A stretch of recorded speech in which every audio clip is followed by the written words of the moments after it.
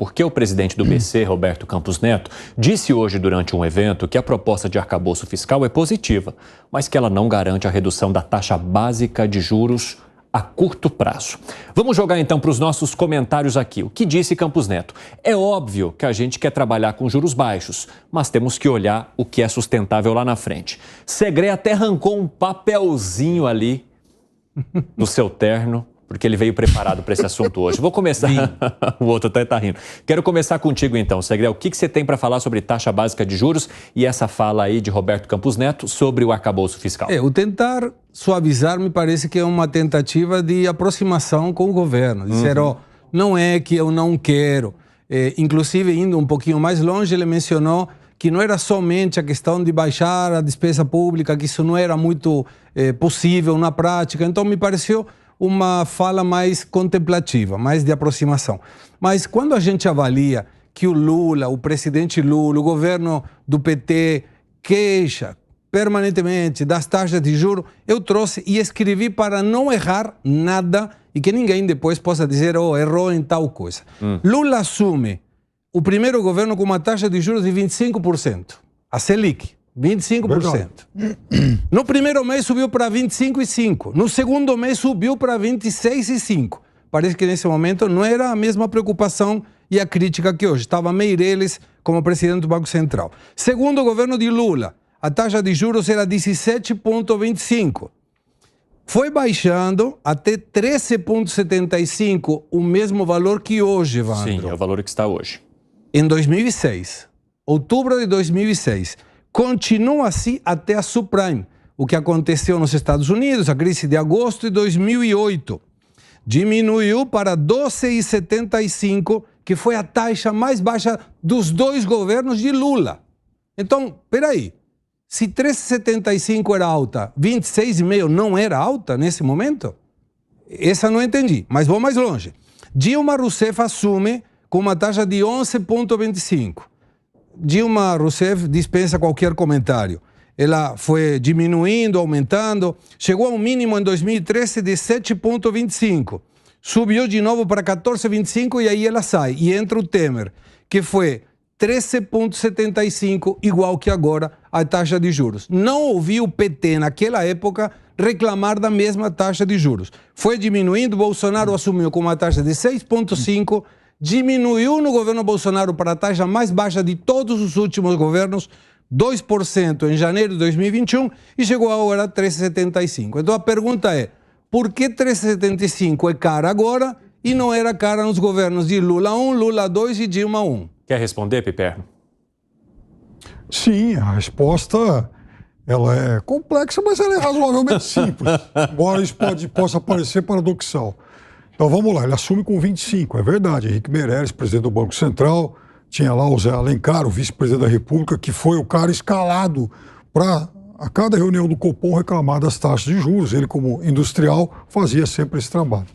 Muito bem, naquele momento, não vamos esquecer que, quando o Lula ganhou a eleição, o dólar chegou a 3,99. Quando o Lula tomou posse, eu trouxe até esse dado aqui outro dia, o Lula tomou posse com o dólar a 3,69. E o risco país passava lá de 2 mil pontos. Então, havia uma desconfiança geral. Aliás, o Alan Greenspan, inclusive, tem um belo livro aí, em que ele cita o Lula lá, enfim, num determinado trecho, dizendo que tinha uma expectativa muito ruim e com o tempo acabou sendo favoravelmente surpreendido. Porque o mercado, a banca internacional e aqui tinham sérias dúvidas. Então, o que o Banco Central, diante daquele cenário, quis mostrar naquele momento? Olha, não é porque o presidente fez a sua carreira à esquerda que agora nós vamos bagunçar o coreto. Quem manda no Banco Central sou eu, tenho pulso firme, tenho o aval do governo para fazer isso. Então, olha, essa é a resposta que a gente está dando. Aumentou nas 2, 3 primeiras reuniões. De 25 chegou a 26,5, como o Segré citou, em 2, 3, enfim, reuniões as seguintes. Bom, depois disso começou a política de gradualismo nessas reduções. Nunca foi um corte também muito grande, é verdade. O Segré tem toda a razão em relação aos números, mas também era um Lula tentando de alguma forma dissolver aquele tipo de desconfiança e a economia respondendo. Então, aí também entrava um dos discursos padrões do Banco Central, que usa, quando não agora exatamente, mas usa o argumento de economia aquecida, inflação de demanda, aquela coisa toda. E foi caindo, até chegar a esses 13 e pouco. Só que tem uma coisa, era um Brasil com taxas de 13,75 nesse momento, crescendo a 4, 5%. Então, a economia estava muito mais aquecida e o Banco Central fazia uso dessa ferramenta até para conter a inflação. Eu não vou tentar agora justificar o que aconteceu no período Dilma, porque aí o secretário tem razão, né? É algo injustificável. Mas no governo Lula, sim, aconteceu isso. E ela cai mais quando houve, enfim, quando a economia chegou, por exemplo, a baixar lá para menos um único ano ruim dele, que foi o ano lá da crise nos Estados Unidos, e depois a economia volta a crescer, cresceu 7,5% no último ano, e aí as taxas acabaram subindo de novo. Números iguais em momentos diferentes, Ricardo Almeida? Como explicar, não é isso? Eu acho que dá para explicar isso por dois fatores, né? Um dos fatores é político. Eu não creio que nem Lula nem o PT estejam na mesma situação que eles estavam quando eles assumiram o país pós-Fernando Henrique Cardoso. Existe um interesse muito forte por parte do PT de desconstituir tudo o que aconteceu no governo Bolsonaro, desconstituir tudo o que aconteceu no governo Temer. É bom a gente lembrar que o programa de governo do PT, a inflexão retórica que o PT deu a tudo que fez nos últimos anos, era no sentido de dizer que as reformas de Temer eram contra-reformas, que a herança de Bolsonaro é uma herança maldita, etc, etc. Então, nesse sentido, a política econômica também reflete o interesse do Partido dos Trabalhadores de fazer uma espécie de tábula rasa dos governos anteriores. O segundo ponto que o Piperno levantou é, de fato, a economia responde de forma diferente. Por exemplo, eu vi um número agora, assim, absolutamente assustador. O Banco Mundial está fazendo a previsão de que nós vamos crescer 0,8%. Eu tinha dito aqui no programa que eu vim que a previsão era 1,2 e agora, pelo menos da parte do Banco Mundial, já é 0,8. Isso, em termos de crescimento real da economia, é nada. É um crescimento marginal. Há, obviamente, uma preocupação em se mantendo a taxa de juros, nós ficamos patinando nesse crescimento. Existe um outro fator que deve ser lembrado. A população brasileira, ainda que ignore a ciência econômica, tem uma espécie de percepção difusa de que os juros estão altos. Por exemplo, saiu no Datafolha pesquisa e as pessoas dizendo, não, é correto que o Lula pressione para que as taxas de juros diminuam. Foi cerca de 80% de pessoas falaram isso, mas é um número muito grande.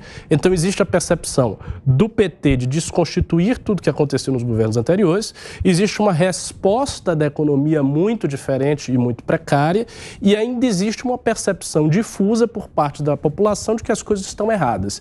E a gente sabe que o governo do PT sempre foi um governo muito, digamos assim, sensível ao que a população coloca a opinião pública. Então, acho que esses três fatores fazem com que haja essa postura nesse momento. Segredo, deixa eu ver esse papelzinho aí que você trouxe. Passa aí para mim.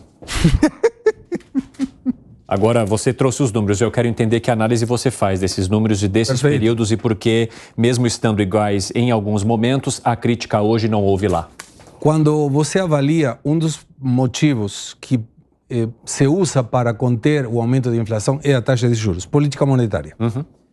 Quando acontece, em agosto de 2008, a crise americana, a economia parou. Então era necessário diminuir a taxa de juros. Mas vamos fazer um exercício juntos. Busca aí o valor que tinha na subprime, disse do lado direito, 12,75. Exatamente. Se tivesse... Que é o valor que estima o Banco Central para permanecer até o ano que vem, inclusive, a longo prazo. 12,75, caiu 1%. Perfeito. Essa era a taxa de juros que tinha o governo Lula quando a economia mundial estava parada. E por que não fez uma taxa de juros menor para ativar a economia? Porque isso teria impactado na inflação. Quando Dilma assume, Dilma disse, eu quero mudar a matriz econômica. Era um arcabouço fiscal diferente, o nome é diferente. E aí diminui a taxa de juros na canetada. O que isso gera, Evandro? Quando você diminui a taxa de juros, as pessoas começam a ter uma parcela de qualquer coisa que comprem menor. Então ela sente que o poder adquisitivo aumenta e as pessoas começam a comprar. A oferta não acompanha. Quando você tem uma demanda maior que a oferta, o preço sobe. E isso gera que a meta por inflação vai para o espaço. Aí a Dilma, sobre o que estava ruim, piorou. E colocou uma taxa de juros aumentando, então a oferta, quando estava acompanhando a demanda, se encontrou com que a demanda parou. Isso gerou uma depressão. Então, a taxa de juros tem que ser avaliada num contexto, mas profissionalmente, não politicamente. Tanto é que trouxe esses dados para corroborar que o que agora é caro, 13,75, praticamente nos 2 governos de Lula nunca foi caro. Então, como se explica? Só isso. Piperno, quer colocar algo para uma explicação do que questiona Segré? Muito obrigado. Explica porque naquele momento o Brasil tinha uma economia aquecida. Então, essa também era uma das ferramentas que a autoridade monetária utilizava para conter um aquecimento ainda maior.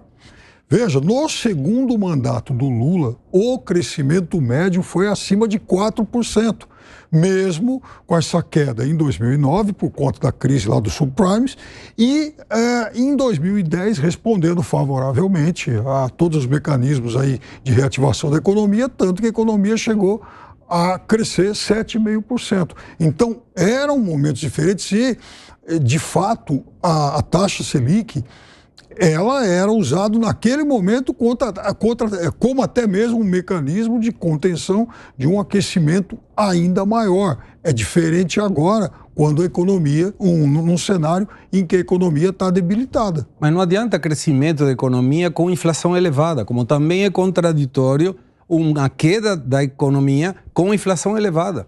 Então, o problema é, essa é a função do Banco Central. Por isso que naquele momento a taxa era alta, porque a economia aquecida, a tendência era que a inflação se elevasse. Por isso. E por isso... Almeida quer colocar algo agora às 5h30 da tarde, 5h31 especificamente. A questão, na verdade, aí é muito simples, né? É saber se uma taxa de juros menor traria ou não uma inflação mais alta. Porque o argumento do presidente da República, o argumento petista, é que não. Então, essa é a dúvida para quem é leigo em economia. Então, eles imaginam que se fosse baixada a taxa Selic para 12%, 11%, 10%, a inflação não aumentaria tanto assim, porque você não tem uma demanda fazendo uma pressão inflacionária. Eu, francamente, não sei se isso aconteceria ou não, mas é um grande risco. O Roberto Campos Neto, ele observou isso aí. Olha, existe um grande risco em se falar em diminuir a Selic sem você ter a previsão se a inflação vai subir ou não. Porque imagine que ela sobe. Se ela sobe, isso gera consequências de longo prazo. E essas consequências vão ser sentidas diretamente pela população. Então o PT, eu acho que ele está numa situação ali de um pouco delicada. Pode falar, muito curtinho. Pra gente... Imagina nós três estamos num avião. E o piloto diz aí, tá me mostrando aqui o radar que tem um cor magenta, que tem uma tormenta na frente.